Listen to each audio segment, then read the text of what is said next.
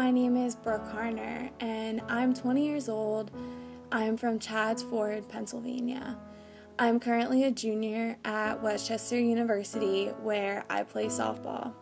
I am a softball pitcher and I've been playing softball since I was probably around 6 to 8 years old.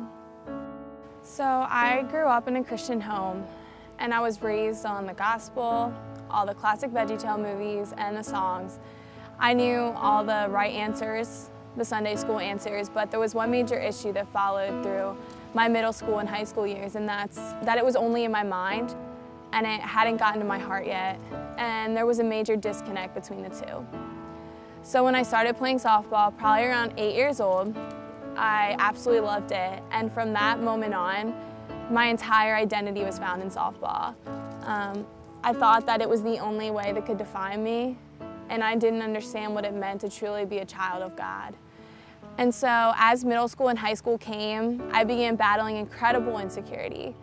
And especially through the recruiting process was when I began to truly battle anxiety. And it was because I was just lost in a sea of comparison, and I didn't understand why God was shutting all the doors that He was. But the only door that was left open was Westchester University, and so that was where I went. And I came in as a freshman with an extremely lukewarm faith and just so much insecurity and anxiety. And what I didn't even realize was, one, I was about to lose control, and two, God was about to radically transform my life. And so I joined Crew immediately. I joined Bible studies immediately, got involved in a local church, and for the first time I was seeing what a true relationship with God was, and just seeking Him and loving Him and worshiping Him and living for Him. But at the same time, I was just smacked with what it was like to be a student athlete, and I felt as if I was failing every single day.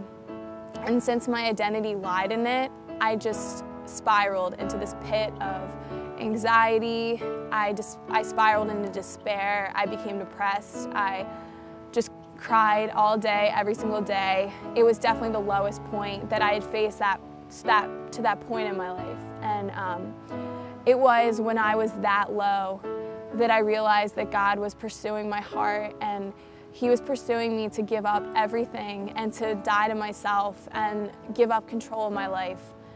And it went on for a little bit longer because I was just too afraid.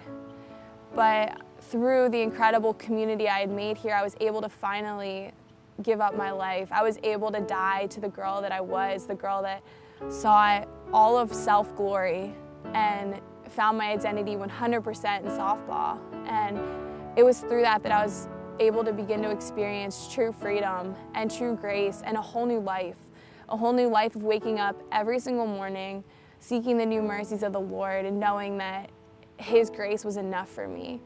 But my battles continued. And so I finished out my freshman year, and I was still really battling anxiety and depression. And it was towards the end of that, though, that God revealed to me what it truly meant to be His disciple, and that I was not a softball player, but I was His disciple. And so He gave me the opportunity and some amazing friends to do it with, to start an FCA on campus. And it was through this that I learned that my life is not my own, and that the only thing that matters is the advancement of the gospel.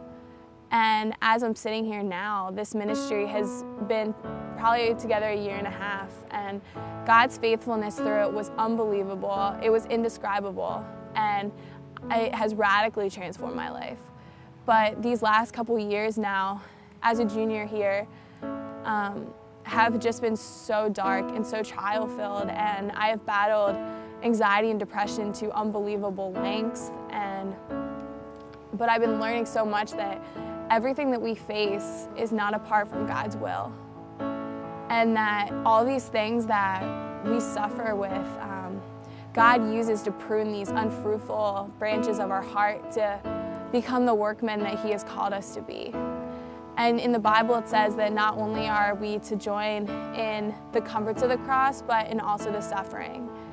And so I guess these last couple years has been an incredible journey in learning that softball is a form of worship, and worship alone, and it is through softball and that I can advance the gospel and share the gospel, and that what happens out on the field is 100% temporary.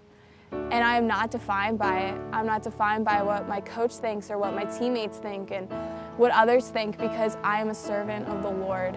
I am 100% a servant of the gospel, and as a steward of this incredible, precious gift, the Lord has radically transformed my life and my heart and soul, and just to live every single day knowing that we are His workmen. We are a true workforce for the Lord, and that the only thing that matters is the gospel.